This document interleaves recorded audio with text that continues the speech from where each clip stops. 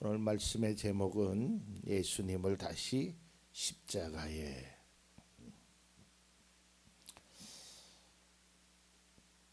지난주와 마찬가지로 어려서 저는 할머니한테 이런 말을 많이 들었어요.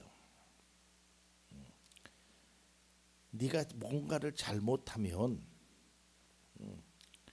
할머니가 욕먹는 거야. 네가 어른들한테 인사를 안 하면 할머니가 망신당하는 거야.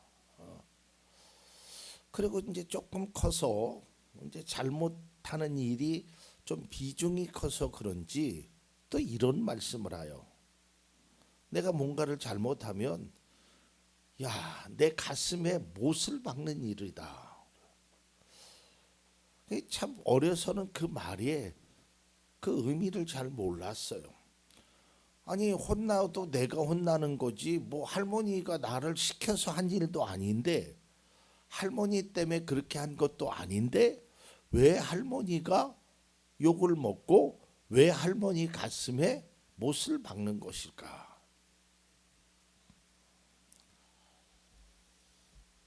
그런데 지금은 그래서 그런 말씀을 하시는구나. 그것을 이해할 수 있지요.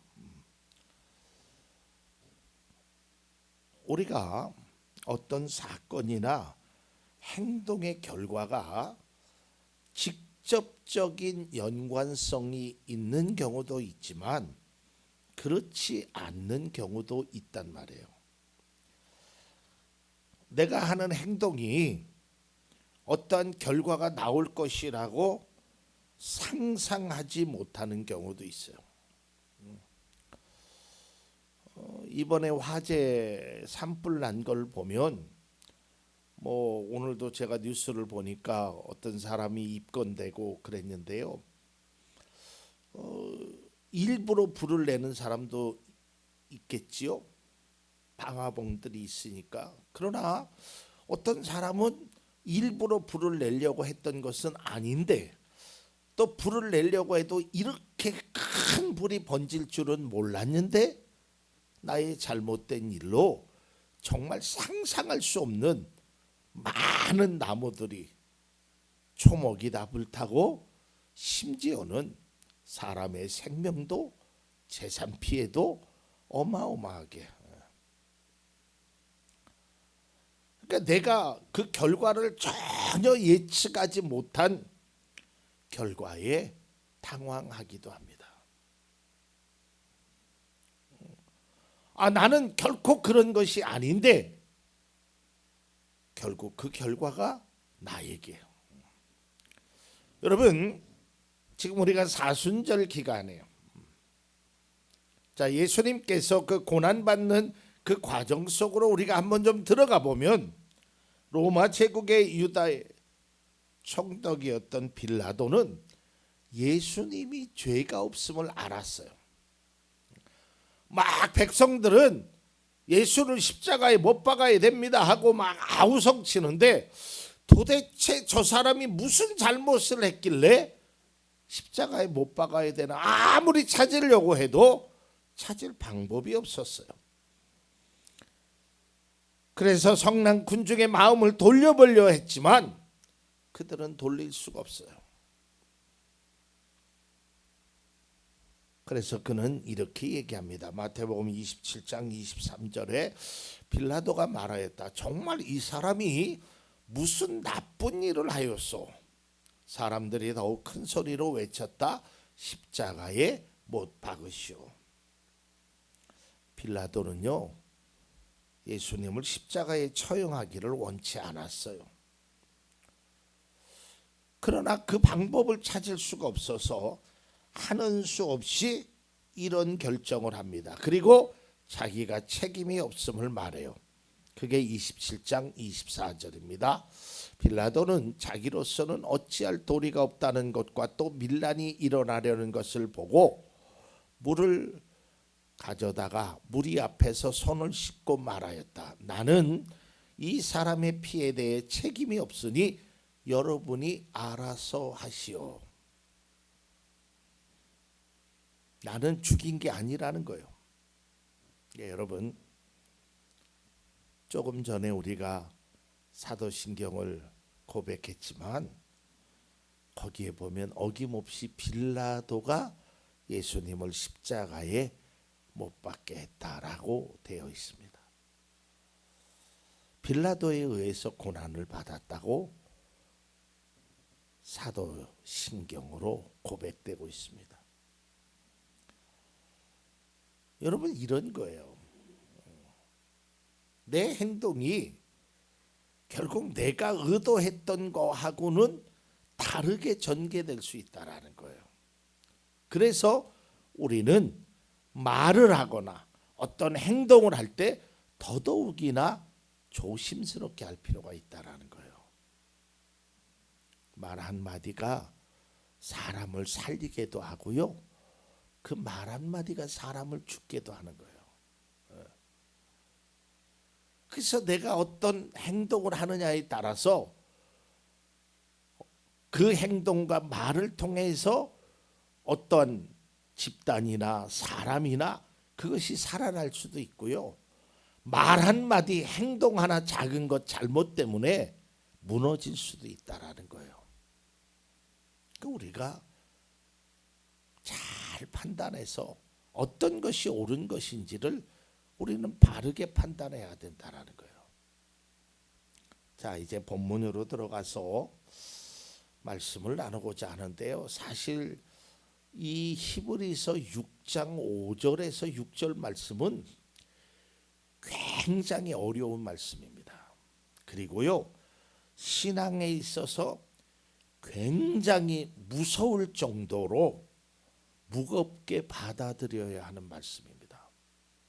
제가 사실 신학교 다녔을 때 저랑 같이 공부했던 친구 전사님이 있었어요. 제 기억으로는 신학교 2학년 때였던 것 같아요. 그 친구가 저에게 찾아와서 이렇게 묻는 겁니다. 이 전사, 성경에 이런 말이 쓰여 있대? 저도 그때 처음 봤어요. 이게 무슨 뜻일까? 근데 뭐 신학교 2학년이 무슨 대답을 할 수 있겠어요? 나도 잘 모르겠네. 교수님한테 한번 찾아가 보라. 그게 30여 년 전에 얘기했던 게 생각이 났어요. 이 말씀을 묵상하면서. 이 말씀은 그리스도인들이 어떠한 삶을 살아야 하는지, 그 삶의 결과가 무엇을 말하고 있는지를 굉장히 주의 깊게 우리가 봐야 합니다. 사실요, 히브리서는 매우 어려운 내용을 담겨져 있어요. 여러분, 목회자가요, 이제 1년 동안 52주 설교를 하잖아요. 52주. 근데 뭐 수요 예배도 있고 뭐 금요 예배도 있고 새벽 예배도 있으면 적어도 52주 중에 뭐 마태복음이나 마가복음이나 복음서나 뭐 이런 것들을 많이 다루는데 가장 다루기 힘든, 말씀으로 전하기 힘든 성경이 구약의 레위기입니다.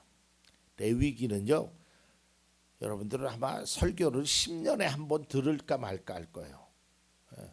저도 목회를 10여 년 하면서 레위기 설교를 한 번인가 두 번밖에 안 했던 것 같아요. 그 다음에 신약에서는 히브리서, 그리고 조심히 다뤄야 할 게 요한계시록입니다. 히브리서는 상당히 어려운 내용을 담고 있어요. 자, 히브리서 6장의 내용은 처음에 신앙의 초보자들에게 권면하는 겁니다. 뭐라고 권면하냐면 너희들이 초보의 신앙에서 벗어나 성숙한 자로 나아갈 것을 이야기합니다. 그게 6장 1절입니다. 그러므로 우리는 그리스도교의 초보적인 교리를 제쳐놓고서 성숙한 경지로 나아갑시다. 그러니까 우리가 예수를 믿음으로 성숙한 경지로 나아가야 돼요. 우리의 삶이 그래야 돼요. 오늘 아침에 제 아내하고 잠깐 이야기를 하는데 제 아내가 그런 이야기를 해요. 어르신들이 그랬다는 거예요. 나이가 들어서 아프면 그게 점점점 늙는다는 거다. 그래요. 나이가 들어서 한번 아프고 나면 그 후유증이 어디엔가 나타나요. 근데 어려서 아프면 아이가 약아지죠. 그럼 나이가 들어서 아프면 점점 우리가 늙어간다라는 거예요. 그게 신체의 자연적인 변화예요. 저는 영적인 성숙에 있어서도 이런 자연적인 변화가 우리에게 필요해요. 이게 뭐냐면 예수를 믿으면 믿을수록, 예배를 드리면 드릴수록, 기도를 하면 할수록 우리의 삶의 성숙으로 나아가야 하는 거예요. 그런데 예수를 그렇게 믿어도 변화가 일어나지 않는 거예요. 그것이 우리의 삶의 모습이 되면 안 된다는 거예요. 그래서 히브리서 기자는 6장에 여러분들 성숙한 경지로 나아가야 합니다라고 이야기하는 거예요. 그러면서요, 정말 무서운 이야기를 합니다.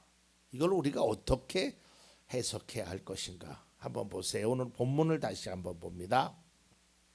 6장 5절. 하나님의 선한 말씀과 장차올 세상의 권능을 맛본 사람들이, 자, 이 맛본 사람들이 누구예요? 우리예요. 우리 그리스도인. 이 사람들이 6절 타락하면 그들을 새롭게 해서 회개에 이르게 할 수 없습니다. 자, 여기서 타락이라는 건 제가 이제 두 가지로 설명을 할 건데요. 이 원어에 있는 타락이라는 것은 뭘 얘기하냐면 하나님을 떠난 사람을 이야기합니다. 그러니까 굉장히 무서워요. 다시 한번 6절을 보여주세요. 자, 5절에 보면 그 맛본 사람들이, 믿음의 사람들이 6절 떠나면, 하나님을 떠나면, 하나님을 배교하면, 이 당시에는 다시 유대교로 가면 그들을 새롭게 해서 회개에 이르게 할 수 없다. 그들은 회개해도 소용없다라는 거예요. 와, 이 말씀 무서운 말씀 아니에요? 그래서 제가 곰곰이 이 말씀을 묵상하면서 이건 제가 이렇게 해석이 돼요. 제가 예전에도 그런 얘기 했죠. 어린 아이가, 여러분들은 그런 말씀을 했는지 안 했는지 모르는데, 아이가 학교를 가자고, 야, 학교 가라 막 하는데 막 일어나지도 않고 막 그래요. 그러니까 아빠가 화가 나서, 야, 너 그러려면 학교 가지 마 라고 얘기합니다. 물론 그렇게 말하면 안 되지만 화가 나니까. 이 말은 뭐예요? 빨리 학교 가라. 저는 그 말씀으로 이해가 됐어요. 선한 하나님의 그 권능을, 하나님의 능력을, 하나님의 말씀을 맛봤던 사람이 하나님을 떠나면 회개에 이르지 못한다. 회개에도 소용없다라는 말은 떠나지 말라라는 거예요. 여기에 방점이 있는 거예요. 제가 지금 3주 연속해서 첫 주와 두째 주에는 가룟 유다에 대해서, 오늘은 히브리서, 하나님 떠나지 말라라는 거예요. 몸으로, 마음으로, 행동으로, 말로 하나님을 떠나지 말라라는 거예요. 이것을 이야기합니다. 히브리서 6장은 그런 경고의 말씀만 주신 것이 아니라 믿음을 잘 지켜서 너희들에게 이러한 소망이 있음을 말씀하고 있어요. 그게 6장 19절입니다. 19절을 좀 보면 우리에게는 이 소망이 있으니 그것은 안전하고 확실한 영혼의 닷과 같아서 휘장 안에까지 들어가게 해줍니다. 그러니까 그런 소망이 있음을 말하고 있다라는 거예요. 그래서 여기에 본문의 핵심은 하나님 떠나지 말라라는 거예요. 정말 제가 강조하지만 여러분 하나님 떠나면 안 돼요.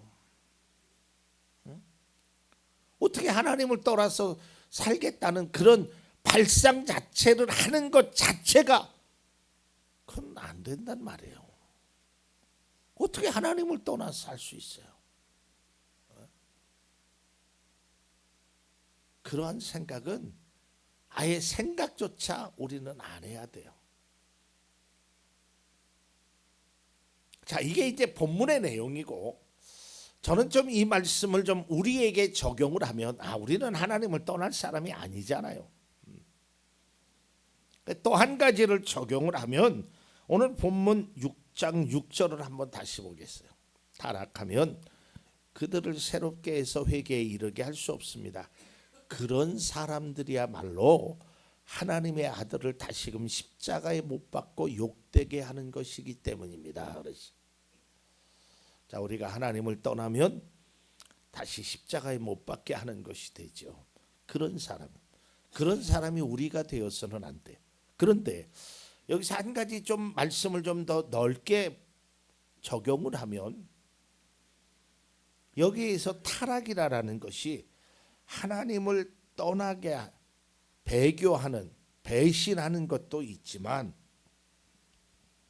우리가 죄를 짓게 되면 하나님을 욕되게 하는 것이라는 것도 우리가 깨달아야 된다라는 거예요. 우리가 타락하면, 우리가 잘못된 행동을 하면 하나님을 욕되게 하고 예수 그리스도를 십자가에 다시 못 박게 하는 일이라는 거예요.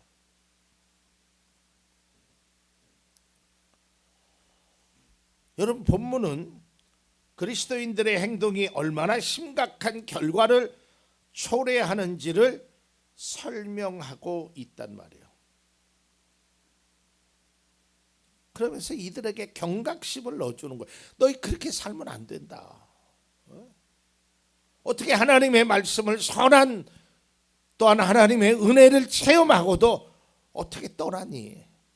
그리고 어떻게 그렇게 죄를 지으면서 타락하면 살아갈 수 있니라고 경종을 울리고 있다라는 거예요. 경종을.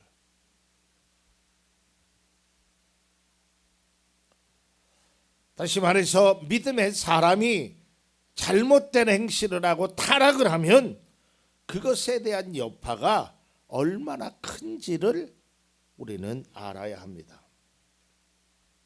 이것은 하나님의 영광을 가릴 뿐 아니라 욕되게 하는 거예요. 욕되게 하는 거예요. 여러분, 우리가요, 내가 예수를 믿었던 것을 몰랐던 사람이 내가 예수를 믿는다는 것을 아는 순간 그 사람이 깜짝 놀라면 그건 내가 잘못 살은 거예요. 이게 무슨 말이냐면, 그 사람이 나에 대해서 그냥 일상적인 삶만 봤어요. 근데 나중에 보니까 그 사람이 예수 믿는 사람이래. 그런 사람이 예수 믿는 사람이었어? 예수 믿는 사람이 그런 말을 했어? 예수 믿는 사람이 그런 행동을 했어? 만일에 그렇다면 이건 예수님을 욕되게 하는 거란 말이에요. 이거는 뭐 목사가 됐든 장로님이 됐든 권사님이 됐든 안수집사님이 됐든 누구든지 다 해당되는 거예요. 이걸 우리가 부끄럽게 여길 줄 알고 이걸 무겁게 받아들여야 된다니까요. 여러분, 우리가 요즘 다 하는 얘기가 뭐예요? 전도하기가 너무 어려워요. 맞아요. 정말 어려워요. 큰 교회들 보면 뭐 매주 새 가족들이 들어옵니다. 그런데요, 들어오는 문만 열린 게 아니라 나가는 문도 열려 있어요. 물론 다 그런 것은 아니지만 많은 사람들이 그리스도인의 행동을 보고 그리스도인의 말을 보고 그리스도인의 그 모습을 보고 소망을 갖고 용기를 가져야 되는데 오히려 실망한단 말이에요. 제가 예전에도 말씀드렸지만 우리 다 아는 거예요. 제가 어려서 초등학교 때만 해도 술주정뱅이 아버지가 자기 아들에게 항상 하는 말이 있어요. 너는 교회 가라. 교회 가면 착한 일 아니까. 자기는 술을 먹고 비틀비틀 거려도 자기 자녀 교회 가라 그랬어요. 근데 오늘날에는 반대예요. 술 먹지 않고 제정신이 말짱한 부모가 자녀에게 야, 너 교회 가지 말라라는 거예요. 이게 우리들에게 전혀 책임이 없다고 감히 말할 수 있겠느냐 말이에요. 우리의 행실이 은혜롭고 올바르지 못하면 하나님의 영광을 가리게 된다는 거예요. 그래서 우리의 행동이 중요한 거예요. 자, 여러분 에베소서 2장 10절을 보세요. 우리가 어떤 사람인지. 우리는 하나님의 작품입니다. 선한 일을 하게 하시려고 하나님께서 그리스도 예수 안에서 우리를 만드셨습니다. 하나님께서 이렇게 미리 준비하신 것은 우리가 선한 일을 하며 살아가게 하시려는 것입니다. 그래요. 하나님이 우리를 그렇게 만드셨고 그렇게 행하라는 거예요. 은혜롭지 못하고 타락한 모습은 나 혼자만 질타를 받는 게 아니라니까요. 나 혼자 벌 받는 것으로 끝나는 게 아니라니까요. 그래서 우리는 더더욱이나 조심해야 돼요. 더더욱이나 바른 길을 가려고 했어야 돼요. 거짓보다는 진실을 말할 수 있어야 되고요. 악보다는 선을 행할 줄 알아야 되고요. 나보다는 남을 생각할 줄 알아야 돼요. 이게 그리스도인의 삶, 예수님이 말씀하신 삶이란 말이에요. 성경이 말하고 있는 삶이란 말이에요. 그러나 그리스도인이 여전히 진실보다는 거짓에, 선보다는 악에, 남보다는 자기 자신에게만 집중하고 있는 거예요. 이게 얼마나 안타까운 거예요.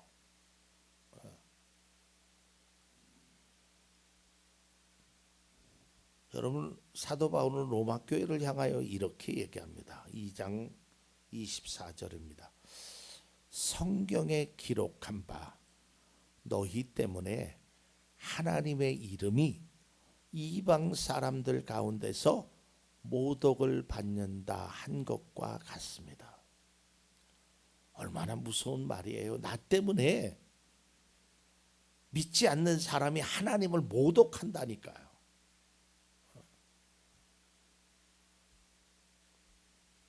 우리가 어떻게 살아야 하는지,